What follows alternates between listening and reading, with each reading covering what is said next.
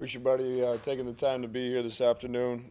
Before I get going, I want to thank our staff. Jaden Olson's here, Eric Henderson, Freddie Coleman, and Casey Matthews. They obviously do a tremendous job, and I was assistant at the time, or at a time ago here, and no question they do a lot of the legwork, build a lot of relationships. And as the coach, you just try to come in at the end and not screw things up. So, like any signing day, this is extremely exciting for us. You know, to add two more young men to the stable, to our family, is exciting. Cameron Hunter and Seth Cota signed with us in the fall. And then now to add Tyson and Jared is very exciting. We had a scholarship come free around the semester and identified kind of a position-specific need that we were looking for to add some continued depth to a team that we already feel pretty good about, and just adding the right pieces to it. And Tyson really fit that bill. Jaden had some connections, led us to Tyson after our Denver game. We went out there and visited with him and his family, had a really good visit, and he committed shortly thereafter. And obviously to get the letter of intent today is really exciting. Tyson, a little bit in the mold of what's been successful for us, a little bit longer length at his positions. He can play anywhere from the 2, 3, maybe even some point, even in an emergency case, some point or some 4. But the length that he provides to us defensively will help us maintain the level of play we've had on that end of the floor. At the same time, he brings a higher level skill offensively, a pass, catch, and shoot guy that we're really excited about. And then Jared Samuelson is a young man who's going to be joining us as a preferred walk-on. Jared came up to camp this past summer, and the camp was extremely well attended, and probably from a talent perspective, the highest level of talent that we've had in that camp. And Jared was probably head and shoulders the most productive young man, and a very unassuming kid, but just really takes care of his business on a daily basis, and very, very productive. Whether it's a little shot fake that gets you off balance, getting in the paint, playing strong, shoots it at a high level. And when you look at Jared and his accomplishments, number one is a winner. His team's 27-1 this year, wins a state championship, and then most recently being named first team All-State, as well as being NebraskaHoops.com Mr. Basketball. It's a pretty special deal, and we're excited about both of those young men.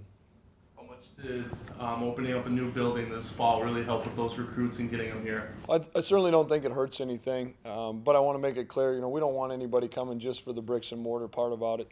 But I think with the success that we've had, and you're seeing, Kai come from California, Tyson come from Florida, our brand is expanding a little bit, and then you add the renovation to the sports arena, and those things are making us more appealing on the front side, getting us into some conversations. But at the very end of the day, we want to make sure they understand what it's about to be in our culture and fit in here. Yeah. A young man like Jared coming up to your camp clearly showed interest in you guys. What did you hear from him, and what's it like to be on that side of something, a young man showing up here in your building first?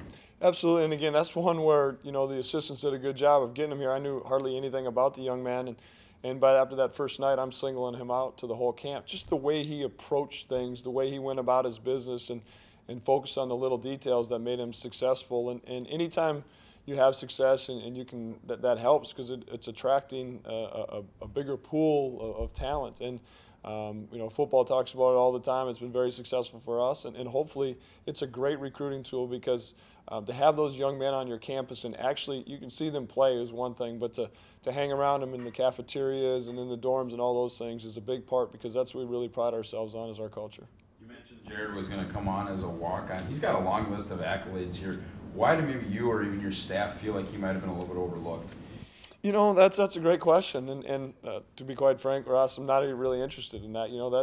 Part of the recruiting evaluation period is that everybody has an even playing field, is the evaluation. And, we like Jared, and I think really down the road in particular, Jared's got an opportunity to play for us and compete for some minutes. And I think that's what I like most about Jared, is that's what he wanted. He had some other opportunities, but he wanted to give it a shot at the highest level, and he also felt he had some other schools at our level that fit, but he also felt that he fit well into our culture.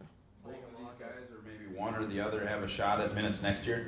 We've really changed our tune a little bit, and from a standpoint that we want everybody to come in with a mindset that they're going to play. And I think that keeps their focus and their preparation. and they can go through the rest of their spring season in high school into the summer, into the fall with us with the mentality of I need to get better because there's an opportunity for me to play or there's a chance that I might be playing. And then as we round towards the later part of October, early in November, really sit down and then evaluate the redshirt process. But I want to make sure all of our guys are coming in here. Our program is at an all-time high, 4 straight 20-win seasons. Prior to this year, we're in the championship game again, back-to-back NCAA tournaments prior to that. I think we've got some good things going right now, and we want to keep feeding that. Walk-ons playing at this level are few and far between for whatever reason. What makes you think this guy has a chance? I think it's just so much of his makeup is not necessarily his skill set of how tall Jared is, how high he jumps, how fast he runs. Jared, you can see him win at a bunch of levels, and he's just a winner. He's just a tough kid. You saw some of his quotes about being here.